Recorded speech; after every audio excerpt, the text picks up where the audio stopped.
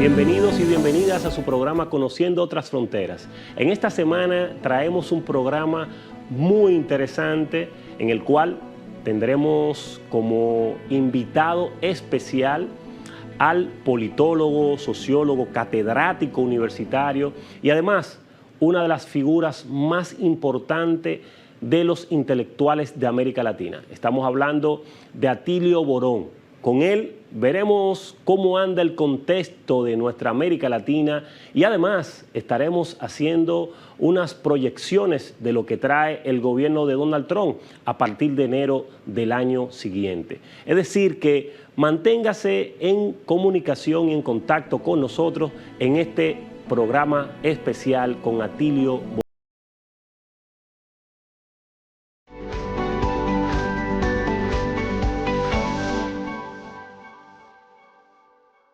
Hola amigos de Conociendo Otras Fronteras. Como siempre traemos una entrevista que pueda permitirle a ustedes seguir profundizando en sus conocimientos. Y en este día de hoy traemos a un invitado de lujo. Estamos hablando de un gran catedrático, sociólogo, politólogo, un gran pensador de América Latina. Y yo definiría también como un gran navegante que ha permitido construir una bitácora de conocimientos para aportar a los cambios de América Latina. Estamos hablando del argentino Atilio Borón. Bienvenido, distinguido amigo Atilio, a este programa. ¿Qué tal? Buenas tardes. Bueno, es un honor participar en tu programa, José Luis, así que la verdad, a tu disposición. Muchas gracias, muchas gracias.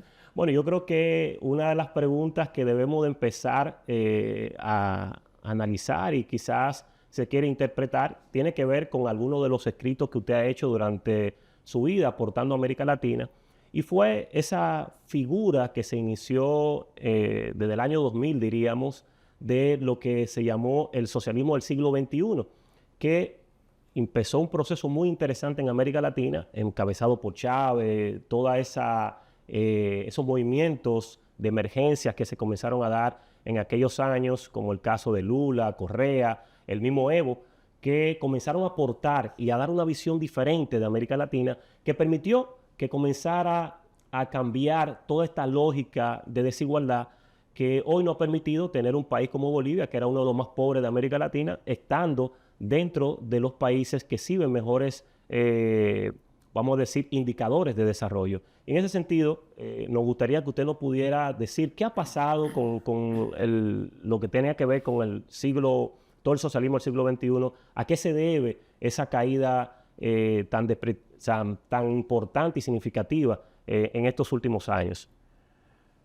Bueno, mira, yo creo que en Socialismo del siglo XXI, así llamado por un libro que yo escribí, le puse ese título, que en realidad el título está inspirado en una frase de Chávez, ¿no es cierto? Porque Hugo Chávez, que era un hombre muy culto, a veces a Chávez se lo considera como un militar más que solo sabe dar órdenes así de enérgicas. ¿No? Chávez era un gran lector, ¿no? Una cosa...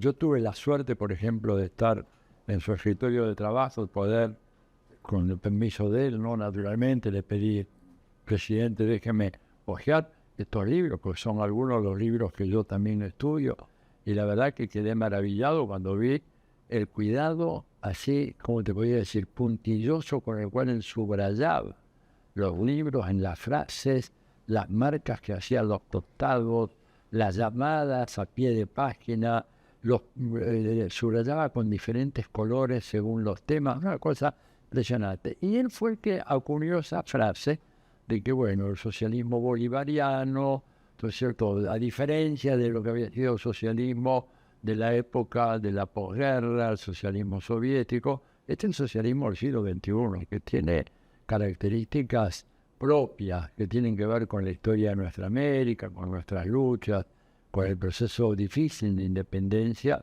de estos países.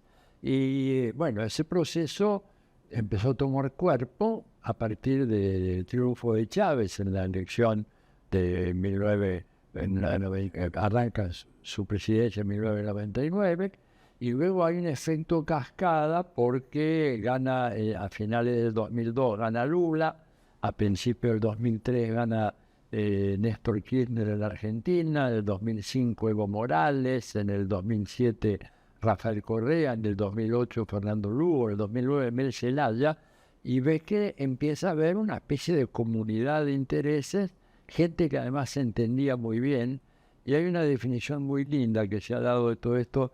Era la primera vez que los gobernantes de América Latina se parecían a sus pueblos. Que tú veías antes, los gobernantes eran un sector, digamos, privilegiado, muchas veces. En cambio, esto era gente del común. Y tuvieron un ciclo que duró 15 años, ¿no es cierto? Que fue de enorme importancia, cambió el rostro de muchos países, entre ellos Bolivia. Bolivia, que era, después de Haití, el país más pobre de América Latina. Si tú vas hoy a Bolivia, ¿verdad? No puedes creer eso. Yo, por ejemplo, a Bolivia la conozco desde hace más de 50 años y he ido con cierta regularidad, y los cambios que ha habido en los 14 años del gobierno de los movimientos sociales de Evo Morales, es un país, digamos, completamente diferente, con una infraestructura de transporte, de servicios, con una expansión universitaria, de acceso a la salud, digo, montones de innovaciones que eran largamente requeridas por el pueblo boliviano. Ahora, bueno, están con los problemas, tú sabes, la sucesión, pero a partir del 2015, 2016 viene una especie de reflujo de todo esto, ¿no? Fundamentalmente por la elección de Mauricio Macri en la Argentina en diciembre del 2015, por el golpe de Estado en contra de Dilma Rousseff en el 2016, el llamado golpe blando, que fue institucional, pero fue un golpe de Estado. A la mujer le hicieron una trampa, la acusaron de tantas cosas, nunca probaron nada, pero finalmente tuvo que irse. Y luego de eso, bueno, vinieron una serie de gobiernos de derecha, también en Uruguay, etcétera, que pararon este proceso. Lo cual es una pena, porque la verdad eran procesos que estaban mejorando las condiciones de vida en nuestros países, estaban favoreciendo algo muy importante, José Luis, que es la integración de este continente. ¿Por qué te digo esto? Porque si este continente no logra articular un cierto nivel de integración, no tenemos peso en la economía mundial ni en la política mundial. Te voy a poner un ejemplo rotundo. O sea, nosotros estamos acostumbrados a que hablen de Brasil como el gigante sudamericano, ¿verdad? Y se dice la economía más grande de la región, lo cual es cierto, la economía más grande de la región. Pero cuando tú miras la gravitación de Brasil en el comercio internacional, es ínfima. Es muy inferior, por ejemplo, te digo, muy inferior, subrayo lo de muy inferior, a la que tiene Corea del Sur, que es un pequeño país que tiene, a ver, no sé, no es más grande de lo que puede ser República Dominicana, ¿verdad? Que son territorios que no son territorios como los de Brasil, ¿no es cierto? O toma Cuba, ¿verdad? Que es la mayor de las Antillas. Yo no creo que Corea del Sur sea tan grande como, no tengo los números a mano, pero me puede chequear. Y tú dices, bueno, ¿y cómo es posible que un país, un territorio como el de Cuba, como República Dominicana, tenga una gravitación mucho mayor en el comercio mundial que Brasil? Bueno, pues eso te habla de lo que es la diferencia entre un país que tuvo un desarrollo industrial muy fuerte, como Corea, y un país como Brasil que tuvo un desarrollo industrial que también fue fuerte, pero débil en el sentido de que no se sostuvo. Hoy en día Brasil se ha venido desindustrializando, ¿te das cuenta? Entonces, ¿cuál es la solución nuestra? Bueno, la que encontraron los europeos, la Unión Europea. Digo, ¿por qué? Porque Francia, Alemania, que fueron los líderes del proceso de integración, se dieron cuenta de que solos en su aislamiento no tenían condiciones de gravitar en los asuntos mundiales, no solamente en la economía mundial, sino en la política internacional. Se juntaron y formaron un bloque significativo. Tenemos que hacer eso nosotros. Pero bueno, para hacer eso tienes que tener voluntad de parte de los gobiernos y los gobiernos tener una cierta sintonía. Desgraciadamente eso se perdió ahora, ¿verdad? Los gobiernos están muy fraccionados, tienes gobiernos de extrema derecha en países como Uruguay o como Perú o como Ecuador, tiene gobiernos un poco más progresistas en Brasil o en Colombia y no hay posibilidad en este momento de articulación y por lo tanto aún países como Brasil tan grandes, bueno, no llegan a gravitar como deberían gravitar en la economía mundial o en la política internacional. Para gravitar requieren la unidad de este continente. Y fíjate que hay un dato muy interesante. Tú sabes que hay dos constantes en la política exterior de Estados Unidos hacia esta parte del mundo, Latinoamérica y el Caribe, que es todo un gran bloque. La primera constante es mantener la división de estos países. Por algo, ya desde 1826, Washington boicoteó el Congreso Arquitectónico de Panamá convocado por Bolívar. Te estoy hablando de 1826, para que veamos la continuidad de la política exterior de Estados Unidos hacia esta parte del mundo, que es la parte más importante de lejos para ellos, a pesar de que digan, no, ustedes no nos interesan, después te hablo de eso. Y la segunda constante de la política exterior de Estados Unidos, primero mantenernos separados. Cualquier iniciativa de convergencia hay que boicotearla. Por ejemplo, boicoteó Estados Unidos en la Asamblea General de la de la ONU en 1948, cuando se crea la CEPAL, la Comisión Económica para América Latina. Estados Unidos votó en contra.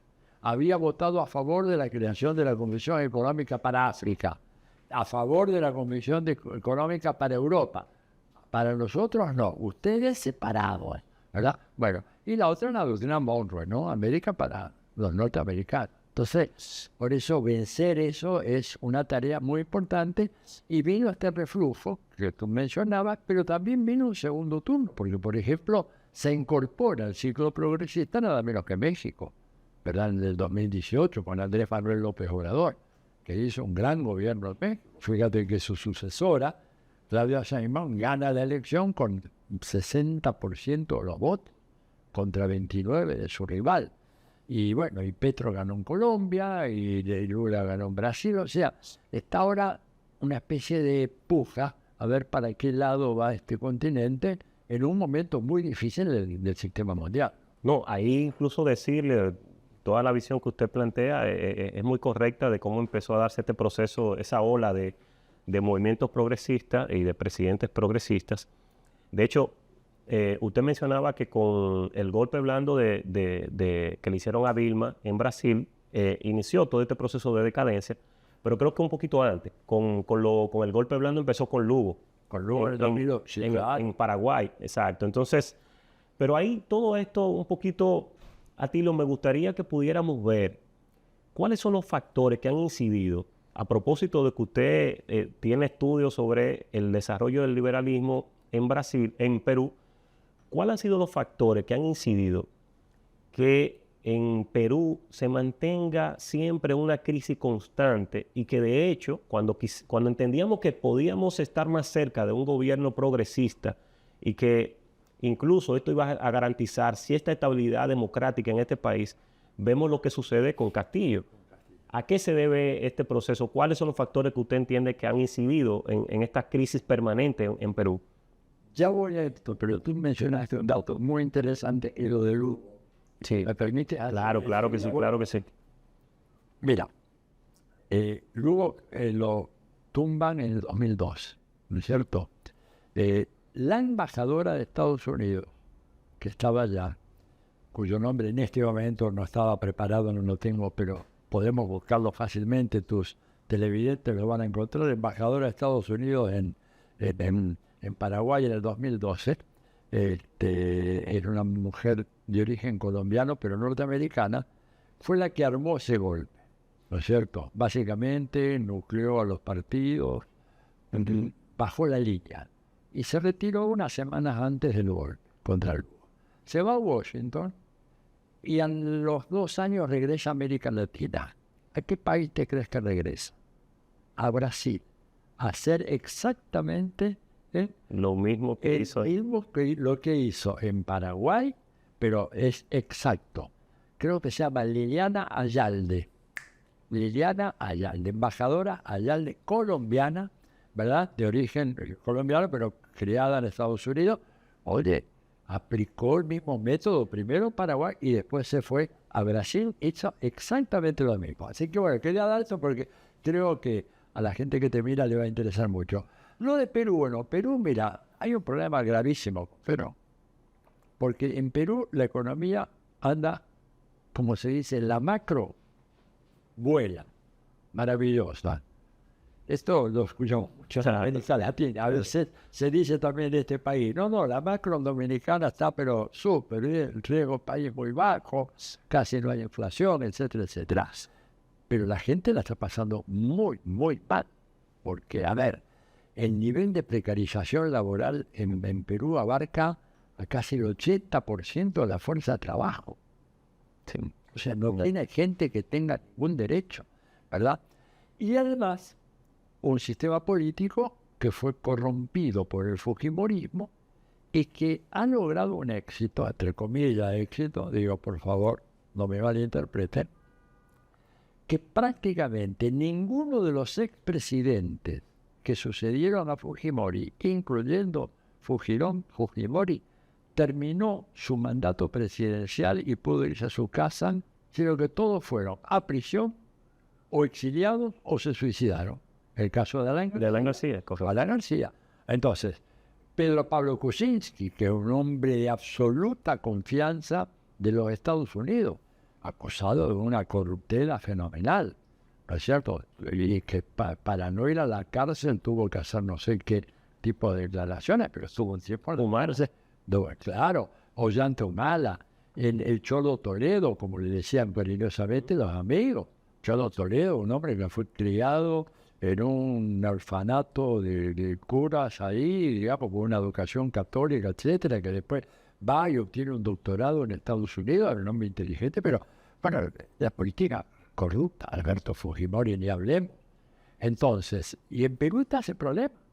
Y un problema que fíjate que Mariátegui, que fue un gran pensador de nuestra América, Mariátegui decía, el problema fundamental de Perú es la tierra y el indio. Hasta que el indio no sea ciudadanizado, o sea convertido en un sujeto pleno de derechos, y por lo tanto que pueda acceder a la educación, a la salud, a la seguridad, que pueda progresar en la vida, y que haya un reparto de la tierra que está concentrado en manos de una pequeña oligarquía, el Perú no tiene solución. Ahora, el Perú se está metiendo, ¿verdad?, en un problemazo fenomenal. ¿Por qué? Porque en Perú se está por inaugurar muy próximamente el más grande puerto de aguas profundas que hay en toda América Latina, el puerto de Chancay. Y imagínate quiénes están detrás de ese puerto, quiénes lo construyeron y quiénes lo van a utilizar, los chinos. Lo cual pone los pelos de punta a Washington, que trataron de obstaculizar eso, pero lo que pasa es que Washington, te das cuenta, le dice a un país, mira, no quiero que hagas esto, no quiero que tengas tal gobierno, no quiero que apruebes esta legislación, a cambio de lo cual no te da nada. Sí. Porque estos gobiernos obedecen y no reciben una inversión.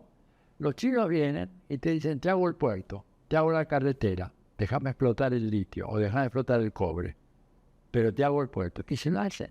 Va a ir Xi Jinping nada menos. Xi Jinping va a ir al Perú a hacer el que corte la famosa cintita aquella para inaugurar el puerto de agua profunda más importante de América Latina, de todo Sudamérica, América Latina.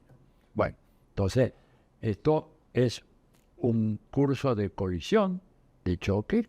Mira, el gobierno de Trump ahora a partir de enero, porque Trump tiene la vista enfocada en combatir a China en todos los terrenos, ¿verdad? Pero cuando Estados Unidos dice combatir a China y atraer a los países de América Latina detrás de su bandera y de su liderazgo, pero Estados Unidos no te da nada. Este es el problema. Y los chinos, en cambio, te hacen estas inversiones. Entonces, esto irá a estabilizar el proceso en Perú, no sabemos. Ahora, Pedro Castillo cometió graves errores, porque era un hombre que evidentemente no conocía la mecánica o el rodaje institucional del Perú. Él no podía haber declarado ese estado de sitio ni el cierre de la Asamblea Nacional como lo hizo de la manera muy ingenua. Y se le vino encima toda la dirigencia política y ahí lo tienen en la cárcel sin que se le permita una legítima defensa. Porque yo creo que él puede ser juzgado, probablemente pueda ser condenado, pero por favor, dejen que tenga una defensa, un abogado que lo defienda. Le han negado eso. Su familia está en México, pero él está en la cárcel injustamente en el Perú, a pesar de que yo no coincido con la forma como él actuó, ni con alguna de sus políticas, pero bueno. Creo que pagó el costo de venir de los segmentos más humildes del Perú. Viene de los estratos campesinos, indígenas, y eso tiene un costo para las oligarquías de América Latina. A propósito de esto, de las oligarquías, un elemento importante que me gustaría que pudiéramos tocar es todos los aspectos que tienen que ver con este fenómeno que ha surgido en América Central y que, bueno, se ha convertido en un fenómeno del mundo desde el punto de vista político, y es el caso de Bukele. ¿Cómo pudiéramos explicarlo nosotros desde la sociología este caso de Bukele, que a pesar de todos los elementos que conocemos de violaciones de derechos humanos, se ha constituido en una de las figuras políticas más destacadas ahora a nivel internacional? Bueno, a ver, Bukele es producto de, primero, los obstáculos fenomenales con los cuales tuvo que luchar el gobierno de Salvador Sánchez Serén, que era el gobierno del Frente, ¿cómo se llama? Frente Farabundo Martí. Frente Farabundo Martí de Liberación Nacional, el FMLN famoso, ¿verdad? Un gobierno maniatado. Mira, vos lo entrevisté, pero en ese momento no tenía mi celular encima o lo tenía descargado porque la entrevista fue una belleza, corta, 10 o 15 minutos. Le dije, presidente, pero ¿cómo usted está? Dice, mira, es que yo no puedo tomar ninguna decisión sin que el Tribunal Constitucional inmediatamente produzca un amparo que me paraliza la decisión. O sea, yo en este momento no tengo ningún poder real. Y me puso este ejemplo. Hace poco quise yo, porque vino una delegación de campesinos a verme, entonces me pidieron que por favor hiciera algo el gobierno para que una línea de ómnibus, de autobuses interurbana, pasara por un determinado pueblito, desviándose un poco de la ruta principal, y que luego retomara, porque eso les permite a ellos llevar sus animalitos en sus bolsas de frijoles al mercado, etcétera. Y a mí me pareció razonable. Y entonces hicimos una orden, un decreto. No da para una discusión en el Parlamento esto. Bueno, tú sabes que en menos de 24 horas tenía un amparo presentado ante la Corte, el Tribunal Constitucional, ordenando la suspensión de la medida porque atentaba contra la propiedad privada de las empresas dueñas del autobús. Y no pude hacer eso, ¿te das cuenta? Ni siquiera producir un desvío de 4 o 5 kilómetros para que ese autobús pasara por ese pequeño pueblito campesino. Entonces, realmente hay que entender este fenómeno, ¿verdad? El fracaso, la enorme debilidad del gobierno de Salvador. Después, segundo, una política muy perversa de parte del gobierno de Barack Obama. Porque Barack Obama, de alguna manera, no quería saber nada con el gobierno del Farabundo Martí, y por lo tanto lo que hizo fue liberar a los presos de las maras que estaban fundamentalmente en Los Ángeles, en las cárceles del sur de California, no solo en Los Ángeles, limpiarle el prontuario, emitirle un pasaporte y mandarlos todos de vuelta a El Salvador. De esa manera llegaron, se calcula por lo menos unos 1.000 o 1.200 miembros de las maras salvadoreñas, la más famosa, la Mara Salvatrucha, una de ellas, la otra creo la Mara 13 de octubre, algo así, ¿verdad? Que llegaron a El Salvador y tuvimos que aceptarle porque era gente que venía con un pasaporte limpio, buscábamos el prontuario en el FBI, no había absolutamente nada, tuvieron que entrar. Al día siguiente estaban a los balazos, empezando con los robos, las extorsiones, los secuestros, etcétera, y armaron una situación absolutamente ingobernable. Y ahí es donde aparece Bukele. ¿Qué hace Bukele? Pues mano dura, sin ninguna clase de contemplación, sin respetar el derecho, la libertad de las personas, etcétera, a balazo limpio y después encarcelando a los de las maras, a los familiares, lo que sea, sometiéndolos en una cárcel especial. Y la gente, ¿verdad?, que estaba harta de tanta muerte, le dio todo su apoyo. Y además el hombre es un hombre muy, muy hábil, ¿verdad? O sea, no es simplemente un bruto que dijo, no, maten a la mala. No, no, no. Tiene toda una concepción, él, yo no la comparto, pero evidentemente ha sabido, digamos, manejar esto, y hoy en día prácticamente es un presidente que tiene una posición muy, muy débil y que realmente ha tenido la capacidad de modificar el cuadro político salvadoreño, teniendo a su favor la Corte Suprema, teniendo a su favor el Congreso, en una situación que provocó un escándalo. En algún momento cuando dijeron, bueno, pero tiene la Corte Suprema, el Tribunal Superior Constitucional a su favor, bueno, sí, bueno, pero lo mismo hizo Donald Trump. Recordarás que en el primer mandato de Trump, del 2017 al 2021, Trump tuvo la suerte de que se le muriera 3 miembros de la Corte Suprema, y él rápido, porque es un personaje de reacciones muy rápidas, inmediatamente rellenó esas vacantes con 3 jueces ultraconservadores. O sea que en este momento Donald Trump, al igual que Bukele en El Salvador, tiene una Corte Suprema absolutamente adicta. Tiene 6 votos de los 9 a su favor Donald Trump, así como los tiene Bukele en El Salvador. Y Bukele, claro, ha hecho medidas muy audaces, porque El Salvador es un país que está dolarizado, pero él empezó con el tema de las criptomonedas. Y bueno, de alguna manera lograron estabilizar la situación económica. Te vuelvo a repetir, no es santo de mi devoción, pero acá no se trata de venir a decir quién es el santo de mi devoción o no, sino de entender un poco estos procesos muy complejos, ¿verdad?, con un tinte fuertemente autoritario, con una falta de respeto, si uno se pone muy estricto, a ciertas libertades constitucionales en El Salvador, pero enfrente de él prácticamente no tiene una oposición, no tiene nadie. Eso es así. Esa es la realidad de El Salvador, y un poco explica por qué el fenómeno de Bukele ha crecido tanto.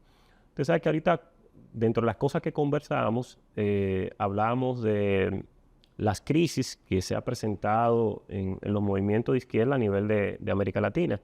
Y una situación que está latente ahora mismo y que preocupa bastante es lo que está pasando en Bolivia, cuando entendemos y cuando analizamos un país que salió de la extrema pobreza, de ser el segundo país más pobre de América Latina, a convertirse en uno de los países punteros a nivel del desarrollo. No se puede comprender esta situación de crisis de gobernabilidad que vive Bolivia, y conciencialmente entre dos grandes aliados históricos, el presidente Luis Arce y el expresidente Evo Morales. Entonces, estas contradicciones, ¿a qué usted considera que se deben? Y sobre todo, ¿qué implicaciones pudiera tener esto con mira a las próximas elecciones que se van a dar en Bolivia, si esto pudiera sacar al MAS del poder? Mira, yo creo que tú lo has dicho. Yo creo que esas contradicciones, si no se resuelven, van a sacar al MAS del poder. Va a haber un regreso, un retorno de la derecha que está con la sangre en el ojo, que viene con mucho odio, dispuesto a enmendar la plana y a deshacer lo que se viene haciendo desde el año 2006. Creo que lo que hay ahí en pugna, hay, por una parte, 2 personalismos en pugna, que eso es fatal. El personalismo, el caciquismo, tú sabes que son rasgos casi endémicos en la política de América Latina, pero que en el caso de Bolivia se agravan por el hecho de que en Bolivia el proyecto que está llevando adelante el gobierno de Luis Arce es cuestionado por Evo Morales, diciendo de que es un proyecto básicamente anclado en las directivas del Banco Mundial. Esta es la versión que da Evo Morales. Yo no estoy tan seguro que eso sea así, pero claramente hay ahí una disputa que va más allá de las personalidades y que tiene que ver con, bueno, cuál es la orientación de la política económica que está siguiendo el gobierno de Arce y hasta qué punto es coincidente con la que venía haciéndose durante los años de Evo Morales. Creo que el argumento habría que refinarlo más porque en el medio está, por ejemplo, un tema muy importante, José Luis, como es el agotamiento de las reservas gasíferas de Bolivia.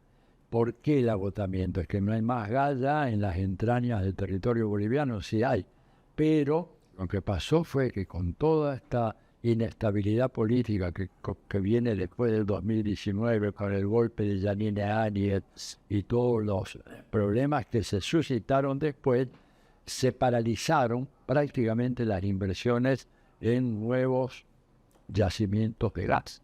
Entonces Bolivia hoy en día está importando gas de la Argentina, siendo que Argentina antes recibía gas de Bolivia. O sea, hay todo un tema, ¿verdad? Y Evo Morales dice que, bueno, que para suplir esa falencia, el gobierno de Luis Arce está apelando a las directivas del Banco Mundial, con créditos del Banco Mundial, etcétera, enajenando la autonomía nacional de Bolivia. Y eso es un poco lo que podríamos llamar la superestructura de carácter político que está por encima y que tal vez oculta un enfrentamiamiento entre dos líderes muy fuertes, sobre todo un líder muy fuerte que es Evo Morales, que es el líder más importante, y bueno, Luis Arce, que tiene el liderazgo que le da la institucionalidad de la Constitución plurinacional, o sea, es el presidente de la República.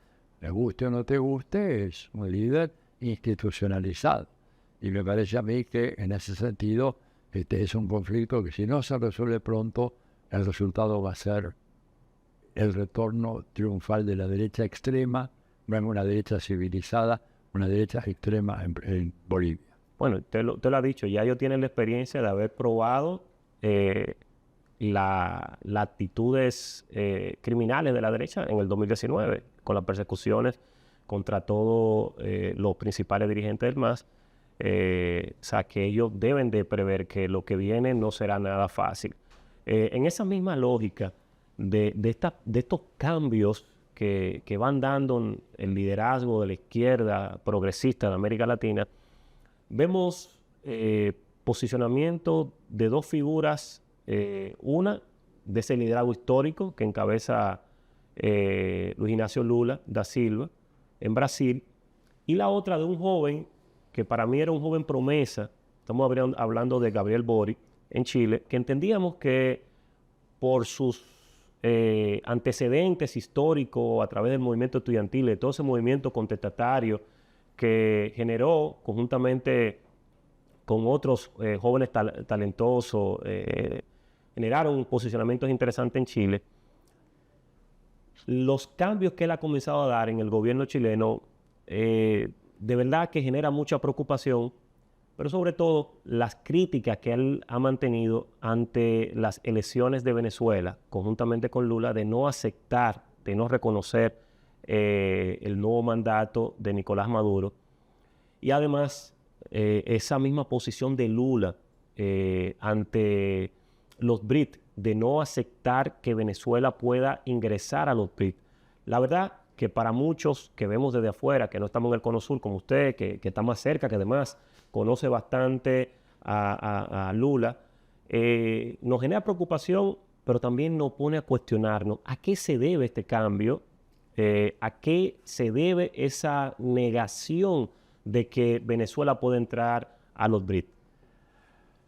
Mira, yo creo que ahí ha habido un tremendo error de cálculo de parte del gobierno de Brasil, ¿verdad? Porque el BRICS con Venezuela se fortalecería de una manera extraordinaria.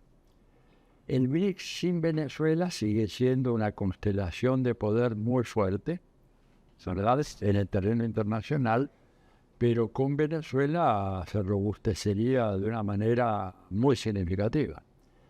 Yo creo que lo que pasó ahí fue que Lula recibió de alguna manera un mensaje muy fuerte de Washington, no te digo exigiéndole, pero insinuándole, digamos, la diplomacia en Estados Unidos, en algunos casos, no siempre, es bastante sutil, a veces muy brutal, pero en este caso con Brasil sobre todo, porque hay un muy buen diálogo entre Itamaraty, la Cancillería brasileña y el Departamento de Estado, diciéndole a Lula de que no sería bueno ni sería visto con buenos ojos que Venezuela se pusiera bajo el paraguas del BRICS.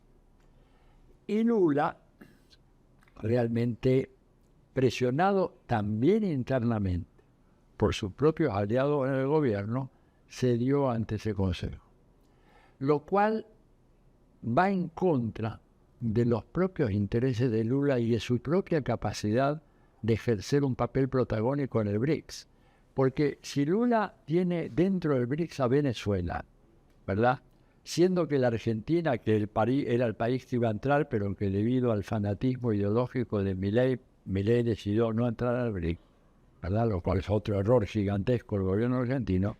Pero volviendo a Lula, si Lula hubiera insistido en el ingreso de Venezuela, que ya estaba acordado, Lula sería, digamos, de alguna manera, el gran representante de un eje continental, Caracas-Brasilia, que el día de mañana se puede extender a Uruguay, porque va a haber elecciones en una fecha muy cercana, en pocas semanas más, y en donde todo anticipa, digamos, el retorno del Frente Amplio al gobierno, mientras que Lula solo, aislado en América Latina, dentro del BRICS, su voz se torna poco menos que inaudible.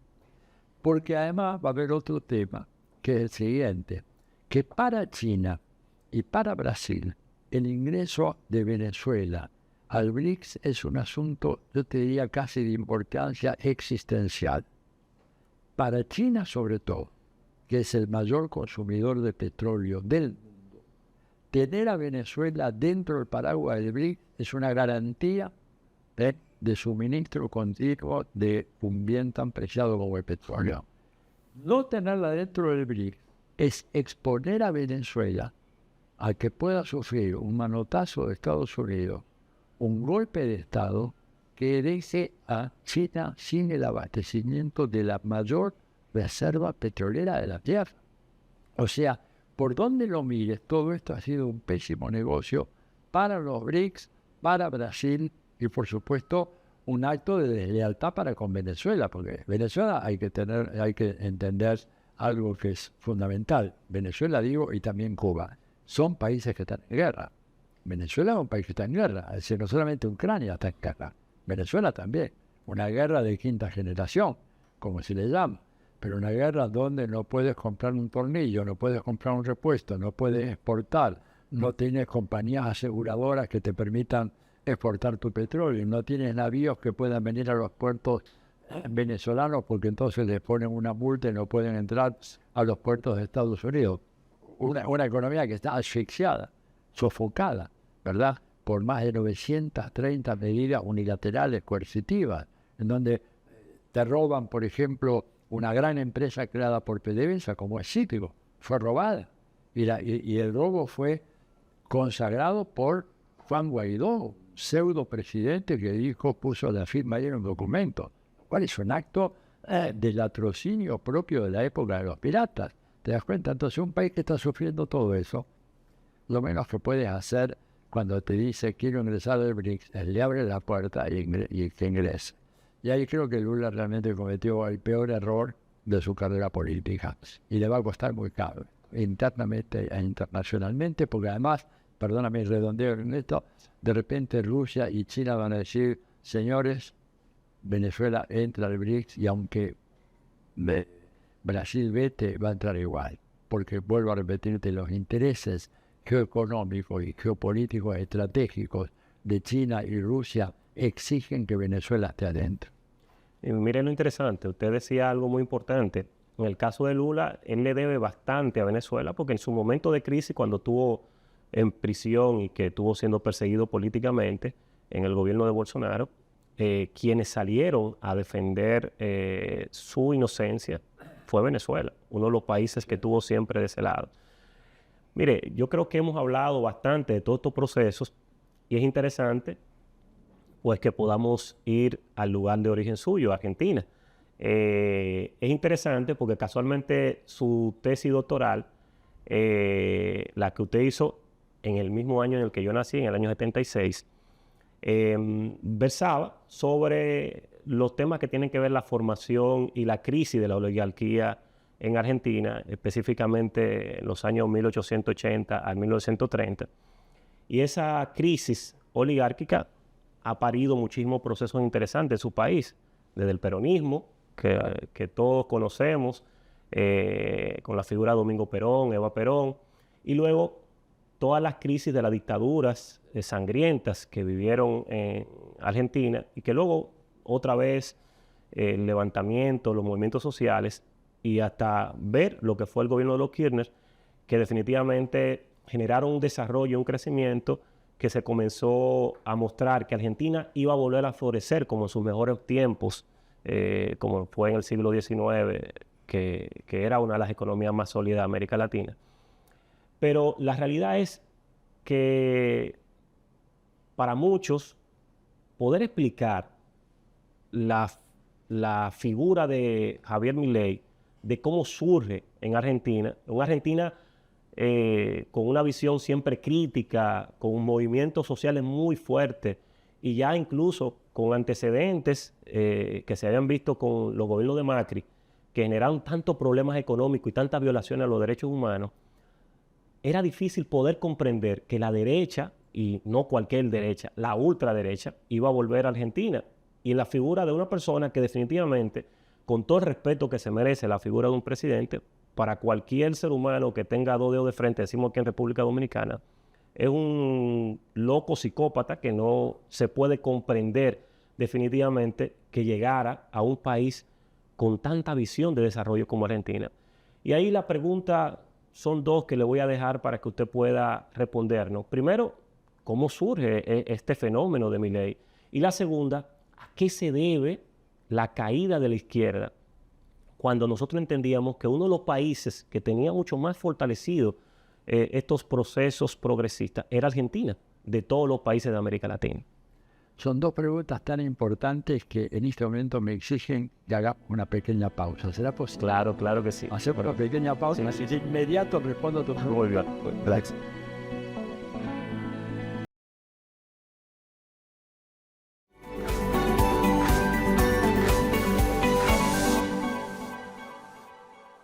Estamos de regreso otra vez en su programa Conociendo Otras Fronteras. Y bueno, estamos conversando con un gran intelectual de América Latina. Estamos hablando de Atilio Borón, quien en este momento nos está explicando un poquito cuáles son estos procesos que han marcado la llegada de Milei al gobierno de Argentina, así como las situaciones que ha presentado la izquierda en este país latinoamericano, uno de los grandes ejemplos de la visión progresista de América Latina. Bueno, la verdad que es pregunta muy, muy interesante. Fíjate que esto dio lugar a que, junto con una colega, Paula Klasco, nosotros hiciéramos este libro, Segundo Turno, precisamente para examinar los logros y los déficits de los gobiernos progresistas en América Latina, que son fundamentales para entender el surgimiento de personajes como Milei o como Bukele, del cual hablábamos recién, ¿verdad? Acá se pasa revista a todos los gobiernos progresistas desde su inicio y este segundo turno que arranca, ¿no es cierto?, con el triunfo de Andrés Manuel López Obrador. Así que para mí es un gusto obsequiártelo. Gracias, para mí es un gran honor. Claro. Le prometo leerlo y comentárselo. Lo vas a disfrutar mucho. Gracias. Además te va a servir porque tiene muchas fuentes documentales duras, ¿verdad? Sobre Milei, yo lo que te diría, Milei es un personaje que surge producto justamente del fracaso de este segundo turno de los gobiernos progresistas de algunos países, por ejemplo en Argentina, en donde el gobierno de Alberto Fernández se quedó corto en la realización de algunas medidas de apoyo a los sectores populares, de mejoramiento en la distribución del ingreso, de evitar el despotismo de las grandes empresas capitalistas de la Argentina, todo lo cual creó un clima de frustración, de rabia, de furia, digamos, a nivel popular, muy, muy marcado, como hacía muchas décadas no se veía en Argentina.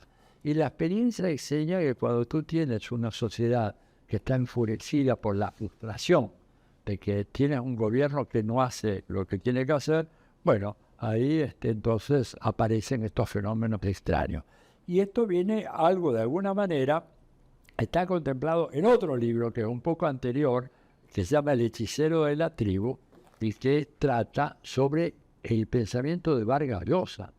Porque, oye, Vargas Llosa ha sido uno de los grandes divulgadores del pensamiento liberal en América Latina. Un hombre, digamos, que ha sido leído con fruición por el presidente Javier Milei. Javier Milei es un heredero de esta tradición del liberalismo europeo que se enraiza en tierras americanas y que se populariza fundamentalmente a través de la obra notable de Vargas Llosa, que es un gran escritor, pero cuando hace los ensayos políticos es, digamos, un divulgador de las tesis más ramplonas del liberalismo contemporáneo, una de las cuales es la tesis de la escuela austríaca, de la cual se nutre el presidente Javier Milei. Entonces, un poco te lo dejo también a ti. Gracias. Porque Milei es un hombre que piensa, ¿no es cierto?, que el capitalismo en el mundo occidental está corriendo un riesgo mortal y que el riesgo mortal es haber caído en la trampa del colectivismo. Él piensa que todos los gobiernos que hay en América Latina son gobiernos, en Occidente fundamentalmente, son gobiernos que han caído en el colectivismo. Él incluye, como hace von Hayek, el Friedrich von Hayek, que es uno de los fundadores o grandes divulgadores de la escuela austríaca, la idea de que el capitalismo solo puede funcionar cuando el Estado queda reducido a su absoluta mínima expresión.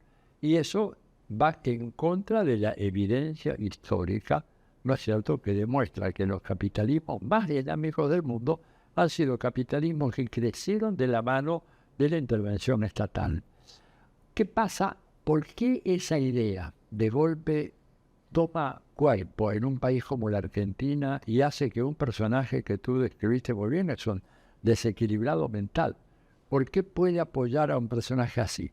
Por la misma razón por la cual, por ejemplo, en Estados Unidos, en la elección presidencial del otro martes, los afroamericanos, los hispanos, ¿no es cierto?, los inmigrantes, en muchos casos inmigrantes de origen árabe, apoyaron a Donald Trump. ¿Por qué? Porque es una sociedad profundamente enojada, una sociedad insatisfecha, una sociedad que siente una especie de desengaño en relación en Estados Unidos al American Dream, en la Argentina en relación a las perspectivas de movilidad social ascendente que tuvo la Argentina durante muchos, muchos años, ¿verdad? Y que ante ese enojo lo que buscan es un cambio. Si tú te pones a examinar rigurosamente desde el punto de vista teórico qué cambio, te van a decir cualquier cambio. Cualquier cambio. Fíjate que, por ejemplo, una parte mayoritaria de la votación de los inmigrantes latinos se inclinó por Donald Trump, pese a que Donald Trump había dicho lo peor de esta gente. Los acusó de narcotraficantes, violadores, ladrones, asesinos de mascotas y se comen las mascotas de los buenos ciudadanos americanos. Y pese a eso, fíjate que es una cosa muy rara, una especie de síndrome de Estocolmo, ¿no es cierto?, donde la víctima se identifica con su verdugo, votaron por Trump. Esto realmente es una cosa impresionante. En Argentina pasó lo mismo. Gente que había sido promovida, digamos, por las políticas del kirchnerismo, que creó universidades, que instaló universidades en todas las zonas periféricas que rodean la ciudad de Buenos Aires, que logró que, por ejemplo, hoy en día la matrícula estudiantil en la Argentina haya un 21% de chicos jóvenes, ¿no es cierto?, que provienen de los estratos populares, cuando hace apenas 10 o 15 años ese número era solo el 5%. O sea, se cuadruplicó la gravitación de los chicos de origen popular que ahora van a las universidades. ¿Puedes creer que esos chicos en una gran proporción votaron por Milei? ¿Por qué? Porque estaban enojados, porque necesitaban más, porque los gobiernos sucesivos, ¿verdad? El gobierno de Macri, por supuesto, dejó de lado todos los grandes programas sociales, y el de Alberto Fernández, por la pandemia y la gran sequía que hubo en la Argentina, no tenía los recursos para hacerlo, ni la voluntad de pelear para hacer esos cambios que tenía que hacer. Y entonces esa gente votó muy enojada. Y cuando la gente va a votar enojada, tú tenías en la Argentina con el balotaje dos personajes. El personaje del oficialismo, que era Sergio Massa, que era un señor bien vestido, ¿no es cierto?, que se sentaba en la mesa y explicaba con un aire doctoral que la situación económica de la Argentina, que la inflación, que esto, que aquello, etc. Y del otro lado tenía un personaje lleno de furia, de odio, que decía, son todos unos asesinos, unos ladrones.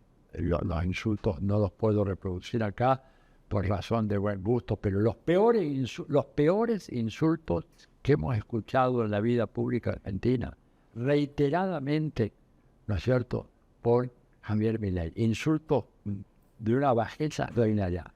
Y así con este gesto, y los voy a matar a todos, son unos ladrones, unos sinvergüenza, voy a acabar con ellos. ¿Por qué votaría la gente que estaba tan enojada? ¿Por el hombre flemático que trataba de explicar con calma cómo era la situación de la macroeconomía? ¿O por este otro energúmeno que estaba gritando como un loco con gestos, en algunos casos calcados de los gestos de Hitler? ¿No es cierto? Yo estuve mirando un poco algunos videos sobre discursos de Hitler y los de Milei. No te digo, son iguales, idénticos, pero muy parecidos. Votaron por él. Y este hombre ha aplicado esas políticas, que son las que defiende Vargas Llosa y que yo critico en ese libro, El hechicero de la tribu. Y fíjate lo curioso, aplica políticas que perjudican a los pobres y los pobres siguen, no obstante, votando a él y siguen dándole un nivel de aprobación que es sorprendente. Fíjate que ha hundido a la pobreza. Los cálculos más recientes estiman de que por lo menos el 60% de la población ha caído debajo de la línea de la pobreza. Y algunos economistas vaticinan que en 2 meses más o 3 meses más tendremos 80%.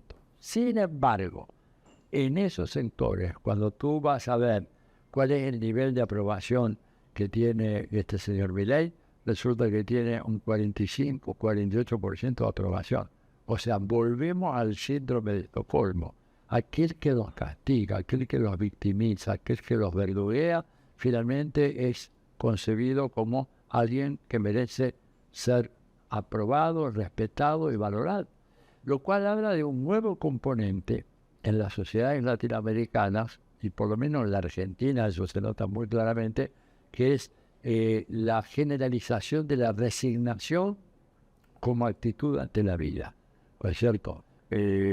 Tú mirabas un poco, tratabas de hacer una caracterización psicosocial de la población argentina, sobre todo la población urbana, que es la enorme mayoría, el 80% urbano de la Argentina, y era una población cuyo signo más distintivo era, digamos, la irreverencia y la rebeldía.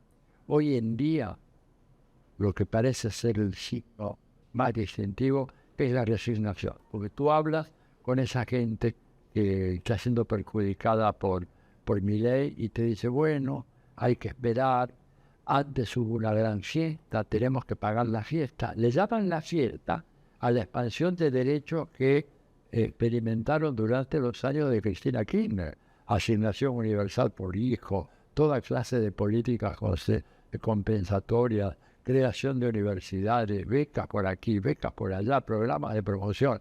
Eso fue una fiesta. El discurso de la derecha que se ha impuesto sin contrapeso en Argentina. Aquello fue una fiesta populista. Bueno, ahora pagas. ¿Y cómo pagas? Bueno, estando muy mal, no pudiendo comer 2 veces al día, comes una vez, no pudiendo tener tus alimentos, no pudiendo tener los medicamentos que necesitas, que antes te lo daba gratis el Estado, a través de un programa universal de asistencia.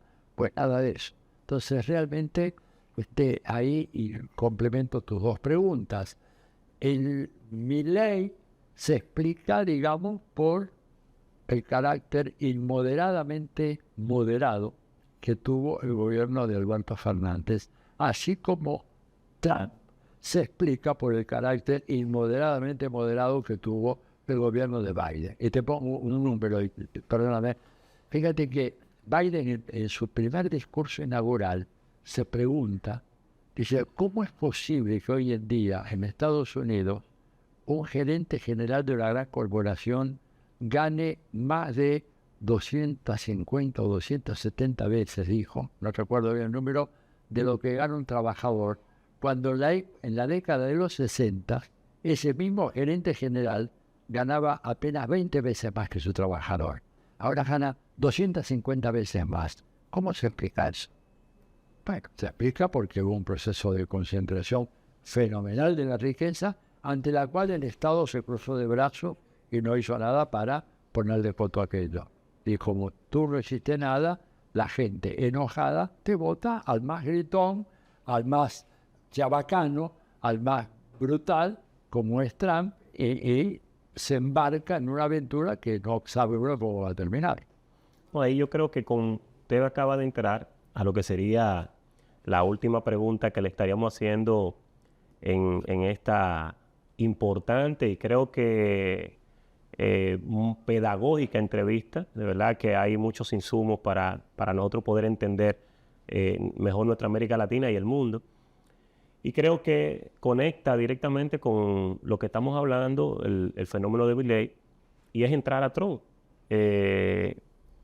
Un fenómeno igual, tiene la misma característica que Milei, una persona surgida sobre los elementos del odio, la promoción de los valores más conservadores y sobre todo más violadores de los derechos fundamentales, no solamente de los ciudadanos norteamericanos, sino incluso de la región de América Latina. Pero tenemos una realidad. Trump acaba de ganar las elecciones en Estados Unidos y lo que nos toca es proyectar lo que vendría para la región de América Latina y sobre todo me quedaré en dos países que, como usted señalaba, viven una guerra, pero que sabemos que en la primera gestión de gobierno de Trump del 2016-2017 fueron los que sufrieron una embestida bastante fuerte de su gobierno y ya él ha señalado que viene con una posición parecida. Estamos hablando del caso de Venezuela y el caso de Cuba. ¿Cuáles son las expectativas que se esperan de los gobiernos de Trump y sobre todo la visión hacia estos dos países hermanos? Mira, yo creo que, yo creo que en relación a Cuba me parece a mí que el gobierno de Trump va a proseguir con el bloqueo. Él lo ha intensificado durante los 4 años de su mandato, inclusive ha incluido a Cuba en una lista de países promotores del terrorismo, lo cual es una infamia incalificable, ¿verdad? Porque si hay un país que ha sido víctima del terrorismo internacional, ha sido Cuba, ¿no es cierto? En la cantidad de muertos que ha producido el terrorismo en Cuba, basta nomás con pensar en ese avión de cubana de aviación que hicieron volar por el aire a instancias de un programa así terrorista como el que tenía el señor Luis Posada Carril, que ha muerto, con Lando Bosch, que también han muerto, pero fueron los autores intelectuales de eso. Creo que Trump va a proseguir con esa política de bloqueo, que es una política que para Cuba ya ha llegado a niveles absolutamente insostenibles, porque Cuba no tiene, por ejemplo, cómo reemplazar la energía termoeléctrica que requiere grandes insumos de petróleo y de crudo. No le dejan llegar el crudo y cuando le dejan llegar no le dejan pagarlo. O sea, Cuba está atada de pie y mano. Si Cuba manda, por ejemplo, con la transferencia de dinero, tiene que pasar por el famoso sistema SWIFT. Aquí Estados Unidos coge ese dinero, lo aparta y lo pone en un fondo de reparación por las expropiaciones que hizo el gobierno cubano en 1959. Entonces, Cuba no tiene cómo resolver esto, y salvo que ahora con el ingreso en los BRICS como país asociado, los BRICS desarrollen una política especial para rescatar a Cuba. que eso sería la gran salvación de ellos. Para Venezuela, yo creo que Trump ahí tiene dos alternativas. Una, sentarse a negociar con el gobierno de Maduro. Más allá de que le guste o no le guste a Maduro, tiene que sentarse a negociar con él porque Estados Unidos necesita cada día aproximadamente 4 millones de barriles de petróleo, porque ellos no quieren usar su reserva de petróleo. Ahora Estados Unidos tiene reserva para aguantar 4 años y medio. Suponte que se acaba el petróleo del mundo, bueno, Estados Unidos tiene petróleo para mantener 4 años y medio en funcionamiento su economía, sus autos, etcétera, algunos aviones, sobre todo su flota de mar y su equipamiento militar, para 4 años. Después de lo cual no hay más petróleo. Entonces, para Trump, tener el petróleo venezolano del lado dominicano, y estaría dispuesto seguramente a hacer grandes concesiones a Venezuela. Eso sería un camino. Camino de la negociación, como hizo con Corea del Norte. Recordemos que al principio de su mandato él estaba dispuesto por lo menos a ir a la guerra con Corea del Norte. Sin embargo, fue allá, conversó con Kim Jong-un y después tuvo una segunda reunión y la cosa se aplacó. Creo que sería uno de los caminos. El otro camino, que me parece muy alocado, sería darle carta libre al Comando Sur para que organice una expedición militar para deponer al gobierno de Maduro, instalar un régimen, un títere, con un Guaidó, con un González Urrutia, pero eso sería, digamos, una operación tremendamente costosa en términos de vidas humanas. Las Fuerzas Armadas de Venezuela están muy bien equipadas.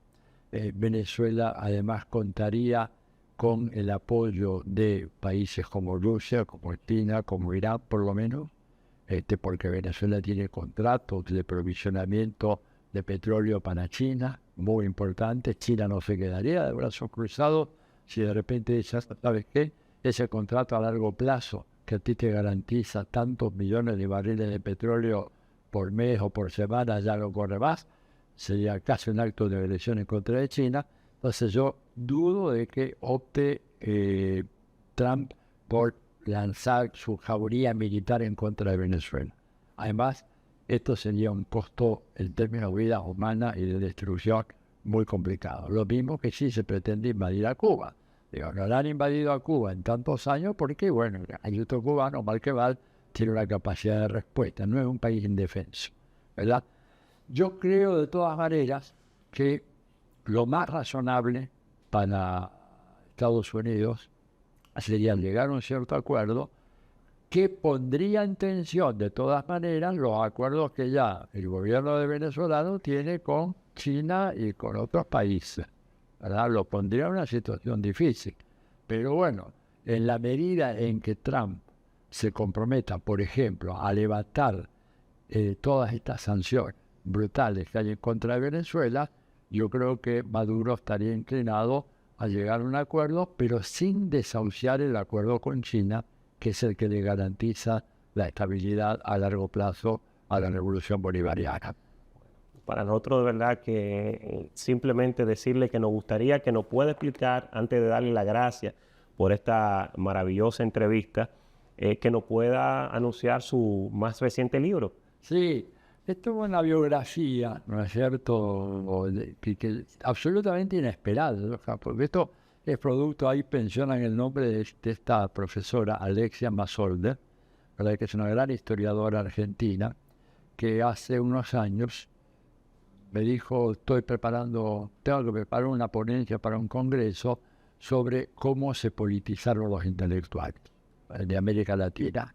Y estoy dirigiendo tu caso para que usted me diga cómo. Entonces yo le conté que mi primera experiencia política la tuve a los 5 años. Venga, 5 años, ya no podía creer. Y le conté exactamente cómo fue, en una cena familiar, en un hogar modesto, en un barrio de Buenos Aires. Se interrumpe un programa de radio muy popular que se escuchaba todas las noches, así como había acá en este país también, en aquella época. Imagínate, estoy hablando del año 48, 1948. no había nadie en este estudio que hubiera nacido en aquella época, ¿verdad? Y cuando interrumpen el programa, aparece un locutor anunciando el discurso inesperado del general Juan Domingo Perón. Y entonces yo veo que mi padre se abalanza sobre la radio a ver qué decía, porque había rumores de golpe de Estado. Y a partir de ahí me empecé a interesar, como un niño aprendí a los 5 años ya había aprendido a leer, y entonces a casa llegaban 2 periódicos, empecé a leer los periódicos. La cuestión que hace todo un recorrido de mi vida, en donde tuve una enorme fortuna de ser no protagonista, para nada, pero sí testigo de cosas muy interesantes. El golpe de Estado de 1966 en la Argentina, en parte provocado por la actitud del gobierno argentino ante la invasión a la República Dominicana en el 65, que acá yo cuento todo eso, ¿no es cierto? Es una joya. Esa invasión que no contó con el apoyo del gobierno constitucional de la Argentina, que le costó al presidente el golpe de Estado. Cuento mi exilio en Chile, cuento cómo es que Allende llega al gobierno de Chile, porque yo viví en Chile. Después de eso cuento mi experiencia en Estados Unidos, 5 años estudiando en Harvard, obteniendo un doctorado.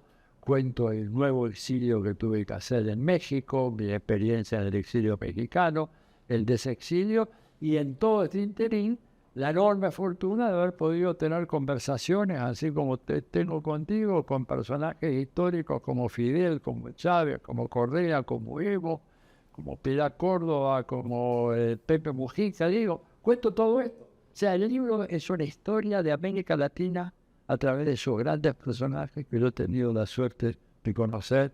Y bueno, y debe estar acá, tendría que estar acá en este país, acá está el libro, y se lee como una novela. Es realmente una novela de la historia de América Latina. No, Estoy realmente muy feliz de... No, excelente. Yo creo que es una obra que todos debemos de comprar, de adquirir para conocer este viaje en el conocimiento, en los aportes, en la ciencia y sobre todo esa mirada suya de cada uno de los procesos que le ha tocado vivir, porque en cada uno de ellos hay un aprendizaje que nos puede servir para interiorizarlo en la búsqueda de una mejor sociedad, y sobre todo lo que todavía guardamos la utopía de que creemos que otro mundo es posible. Mil gracias por su entrevista, gracias por todos los conocimientos y de verdad que esperamos tener el honor de tenerlo otra vez en nuestro programa Conociendo Otra Frontera. Va a ser un gusto, muy agradable. Bueno, a los amigos televidentes, simplemente agradecerles su sintonía y que continúen con nuestro programa Conociendo Otras Fronteras.